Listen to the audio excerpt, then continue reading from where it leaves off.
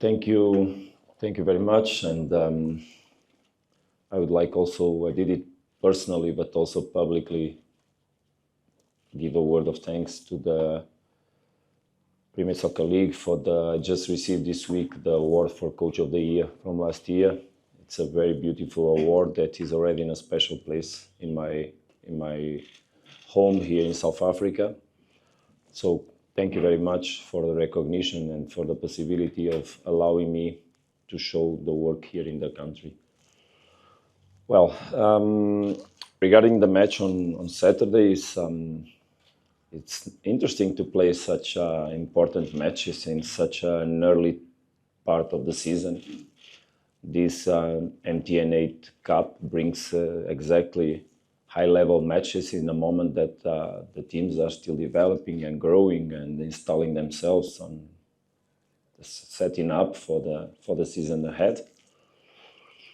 So obviously it's important to hit the ground running and arrive on those kind of matches in the best condition and best tactical adaptation as possible.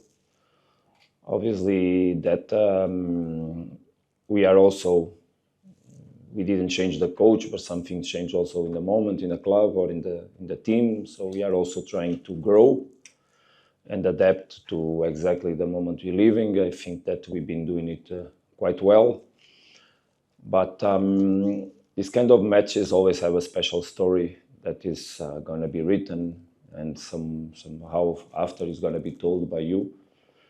That has to do more with the movement that exactly comes from the game rather than from what happened before.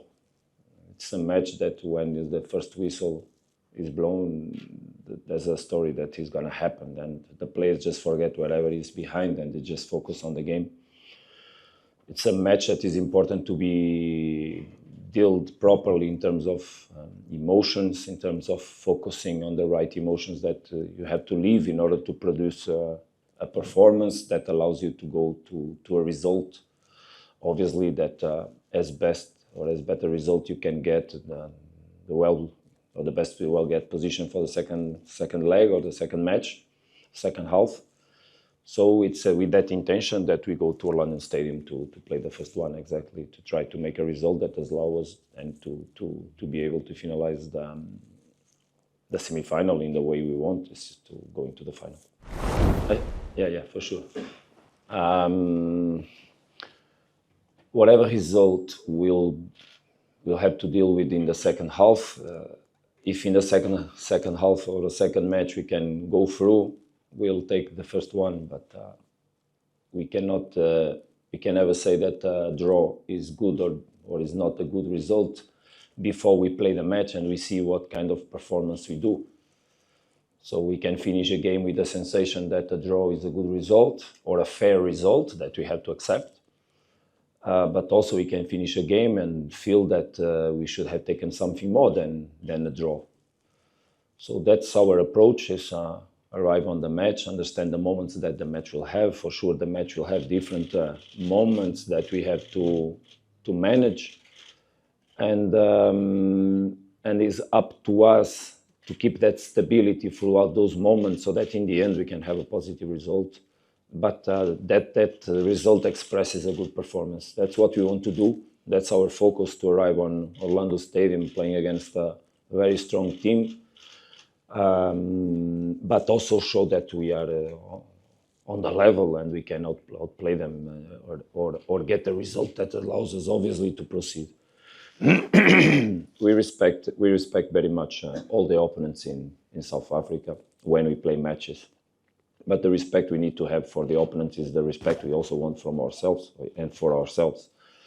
And we need to play matches with the intention to get results, positive results, that obviously allows us to arrive on the last stages of the competitions. In this case, is a knockout stage, to arrive on the final and be able to play that match that can give the trophy. Yeah, I understand your question. It's not really something I relate with regarding the past. I never look at the past. I just want to write the future and live the present in order to write the future, let's say. I was not even here in South Africa when cups were played between the teams. It's the first time we're going to play each other on a cup match. And I believe that, as I said, that's why I stated before what I did, that this kind of matches is first whistle puts us in another dimension. And the team that may be better or worse or in the same level in the match before has nothing to do with what will happen in these matches. It's a story that is completely different. There's a lot of emotionality behind. There's a lot of ambience around. There's a lot of players that on these matches, they show themselves in levels that before they were not there. So I think what is important is that the team that wants to get a result must, on these matches, really show that a different standard and go to the best as possible as they can do. That's what I hope we're going to do in these two matches. We need not to play one, but two very competitive matches with the intentionality to be very competitive so that we can win more duels, we can have more ball, we can find the right spaces to play, we can aggress the opponent, we can cope with the aggressions that we're going to suffer for sure, because the game, as I said before, will have different moments. And then the level of awareness to prevent suffering goals, and the level of awareness that allows us to, in the right moments, also to make ours. To be for sure two very beautiful games with a lot of emotions, emotionality to deal. I hope we all, and people around, and the players and the coaches and the management and everybody and the referees also live the right emotions that must be lived in this kind of games, so that we have and we give South Africa two fantastic football games. We are always prepared and never prepared. Let me try to explain with this. We always try to predict everything that might happen in a match. I'm a very blue guy, and a blue guy is a guy that wants to control everything as much as possible before the game happens, and wants to give the team that sensation that whatever happens, we are in control. But there's always things that the teams bring inside the pitch. And those things, most of the times, they don't even come from the coaches, come from the players themselves. And those things we don't control. And those things, most of the times, are much more difficult to cope with rather than the plans of the coaches. That's why I always speak that on these moments, the players must excel themselves and put on the pitch the best they have. And that you don't control. No coach can control that. We try to install the right emotional connections between the players so that they can perform, but then they do things that we cannot control. So I expect Orlando Pirates is a team that is under development. Sundowns is a team that is under development. Despite it looks not, it's exactly like that, because the losses that we have in the squad in the moment, considering last year, had a lot of impact in the way we used to play. So the team is adapting to new realities. It doesn't look like, but it's exactly like that. Sometimes it's more difficult to cope with losses of players that are so important in the teams, rather than when you keep the teams and change the coach. But I think the team is growing over that, exactly. So also we are finding ourselves in terms of how we're going to be in 2 months. So I think the game will bring eventually in the end different ideas about how the teams are and what they are able to express. So I will try to prepare as much as possible the players for the context that we're going to face, but I count on surprises that come mostly from the capacity of the players from Orlando and Sundowns to give things on the game that we just enjoy, we don't control. Look, I don't like to personalize a lot, but it's interesting because here in South Africa I speak much more individually about players rather than in any of my other clubs before. And I do it because I don't read, but someone updates me from my staff, of course, on what is in general being said in the press about players and the situation of the team. It's obvious that we have to relate with that. And And I would like to make it clear one thing. It's important that you understand. It's not 𝗣𝗥𝗦𝗦 or Mabena that are going to make Sundowns win the Champions League in the moment. It's not those players that will make us champions in the end of the season. It's important that everybody understands that Mabena didn't play for 1 year. 1 year. And you cannot expect that now he'll be the best on the pitch and get the man of the match every day, because he will not. And the coach will not give him that opportunity, because he is not on the moment to have 90 minutes even on the legs. He's a player that is still very dangerous regarding his injury on the knee, to put him even 90 minutes to play. 𝗣𝗥𝗦𝗦, last year, he had, I don't know, maybe 7 or 8 appearances on the first team of Sundowns. No one should expect now that 𝗣𝗥𝗦𝗦 has to carry Mamelodi Sundowns, because he will not be able to do it. What we have to expect is that the coach will work very hard with them, and not only them, with Tapelo Maseko, with all the youngsters that are already in the team, with Tato, with 𝗣𝗥𝗘𝗦𝗦, but the coach will work very hard to make them better players. And the head of those players, they are on the work. Yesterday, we had a friendly training match, and today we trained with those players, and they work 100% committed with the training sessions and what we did. Those players are very important players for the future of Mamelodi Sundowns. And me as a coach, I have to take care of their future. And their future is expose them gradually to the competition in the level that they deserve, they train for, and managing the moments for that. And as you saw, Mabena played already twice this season. 𝗣𝗥𝗦𝗦 played twice this season. And they will get more chances for sure.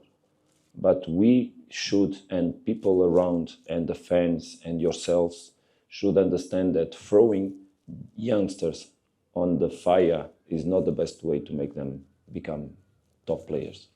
We need to be careful in how we do it, find the right moments to do it. It was so easy to put 𝗣𝗥𝗦𝗦 and Mabena to play Richards Bay when we were winning 3-0 or 3-0.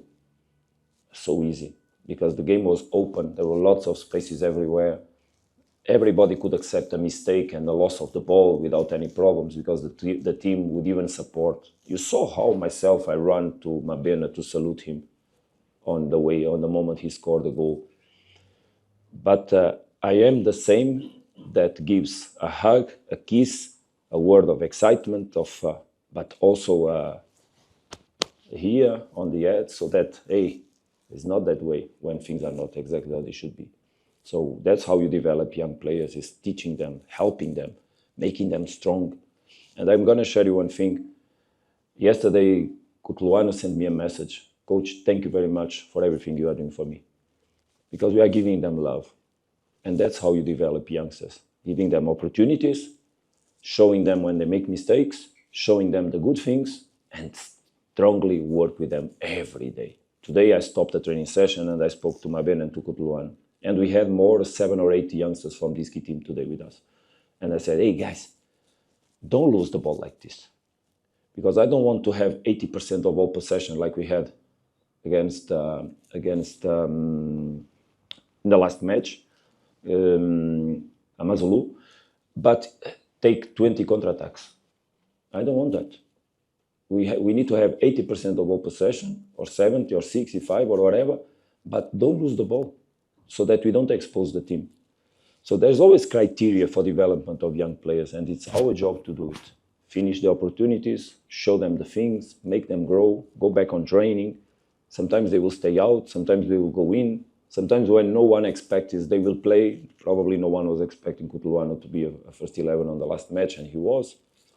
And it was not because he was playing bad or good. He was not worse than anyone on the pitch of the first half. I just needed to change something, and he was sacrificed, but not because he was worse than anyone. But this is what people should expect, that we are aware, attention, we give them a lot of work, we try to develop them so much, we believe on them so much, but we will also find a way to make them help the team. Because our project for them is that they become important for many years in Sundowns, and not just for couple of months, and then people start to say, they are not good because they make mistakes. Because they do make mistakes. They still don't understand what you want every moment from the team. They don't. But I don't expect them to do. I expect them in 6 months to understand everything. So that when then they will play 90 minutes, the fluidity of the game will become... and obviously, when the games are with positive results, it's more easy to put the boys to play, because no one will charge a mistake. I said before, basically, your question I answered already. I understand very well the question, but it's not really something I relate with. It's very interesting because yesterday, I even made a post. If you go to my Instagram today, I made a post on the Instagram. I can even open it now. No, really, you can see here. Because last season on the Champions League, we knocked out the 2 finalists from the competition. Last season, in the Champions League, Mamelodi and Sundowns knocked out both finalists from the previous season. Curiously, one of them was me. So, since I arrived in Sundowns, I cannot really speak about that. And I don't want to remember no one about what happened in the semi-final of the Nedbank Cup last year. I don't want to remember. So, let's see. Let the best win, and I hope the best will be Mamelodi Sundowns. That's what I expect. All right, thank you very much for coming here. Wish you all the best.